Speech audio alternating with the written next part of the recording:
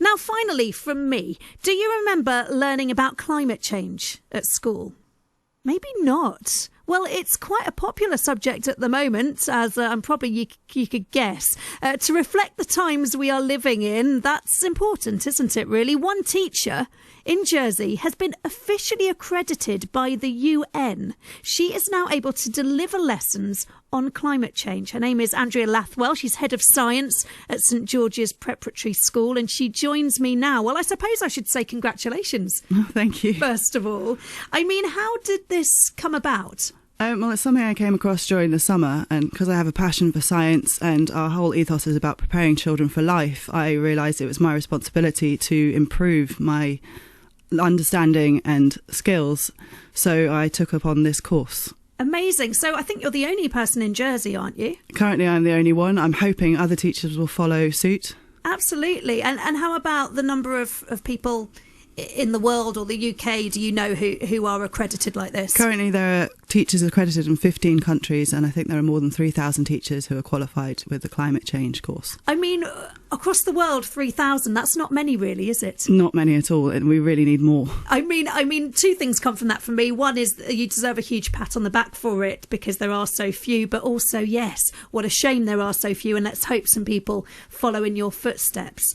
And I wondered, from your point of view, as a teacher, when you talk about climate change at school, how do children react? Generally, you teach climate change and the children are like, oh my gosh, what's going to happen to the world? What's going to happen to my future? Currently, the year sixes we have now, in 2030, which is when the government actions are meant to be in place, they'll be in their 30s, starting their own families. So it's really important that we empower the next generation with knowledge and facts about science so they can move forward with and have power and make changes.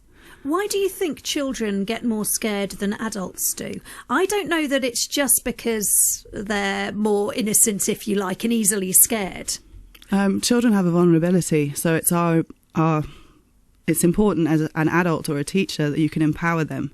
I wonder if, as well as we get older, we find it easier to sort of push things to the side of our mind, get on with our day. We've got a job to go to, we've got work to go to, we've got to pick up the kids, whatever it is. Whereas children actually focus in on, hold on a minute, this is really important. I'm not going to push this anywhere. We need to sort this out. Would you agree? Yes, definitely. I mean, even if you look at Greta Thunberg, she's gone from England to New York on a hydroelectric boat, and then she speaks in New York to thousands of people, and she says that obviously we can have hope, but it's actually actions which will generate hope. What do you hope to achieve through your recent accreditation? I'm hoping that I can encourage children to think about their future and think about how they can solve problems in the third world and how they can counteract the problems with climate change. It can be so overwhelming. I want to make a difference, but I'm not quite sure how. What would you recommend that each of us tries to do? Well, everyone can make a small change. I mean, whether it's shopping local or just not buying products in plastic, maybe just have meat one day less a week. Just one, not every day. Walking to work. Catching the electric bus. I mean, that's a great move for Jersey. There's lots of little steps that you can make to just that small change. You're absolutely right. And I popped into the supermarket the other day and I was fascinated that I don't want to show off, but I was the only one with my material bag there that I brought with me in my handbag to do my shopping.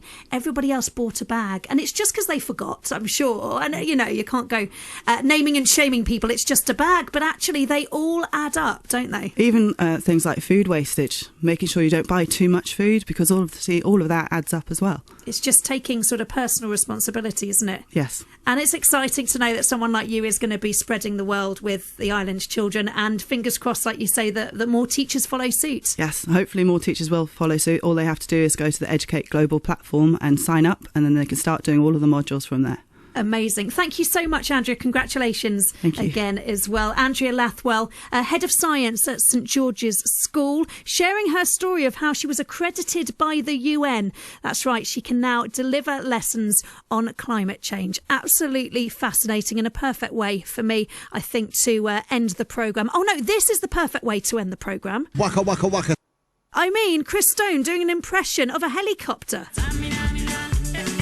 Waka, waka. Time for Africa. Now I'm happy. Have a great weekend. The latest news is on the way. on 88.8 FM and the BBC Sounds app. The Island Station. This is BBC Radio Jersey.